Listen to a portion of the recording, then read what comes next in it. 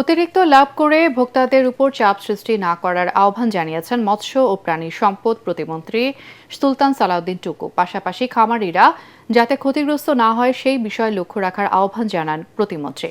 রাজধানীতে Bangladesh poultry industries central কাউন্সিলের মতবিনিময় সভায় তিনি কথা বলেন। প্রতিমন্ত্রী বলেন, ক্ষুদ্র খামারিরা বেঁচে না থাকলে বড় খামারিরা টিকে থাকতে পারবে না।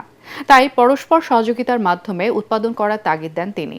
এছাড়া কৃষক কার্ড দেওয়ার পাশাপাশি ক্ষুদ্র ও বৃহত্তর খামারিদের সর্বাত্মক সহযোগিতা করার আশ্বাস দেন প্রাণী সম্পদ প্রতিমন্ত্রী।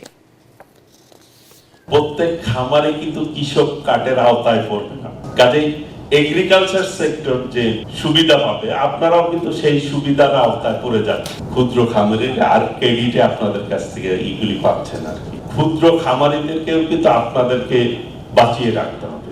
ক্ষুদ্র খামারিরা যদি বেঁচে না থাকে তাহলে কিন্তু উপরের খামারিরাও একসময় বেঁচে থাকবে না। অতিরিক্ত যাতে প্রফিট কেউ না করে, ভোক্তার উপরে যাতে অতিরিক্ত চাপ না পড়ে, সেই বিষয়টি কিন্তু আপনাদের সকলেরই বিবেচনা করতে হবে।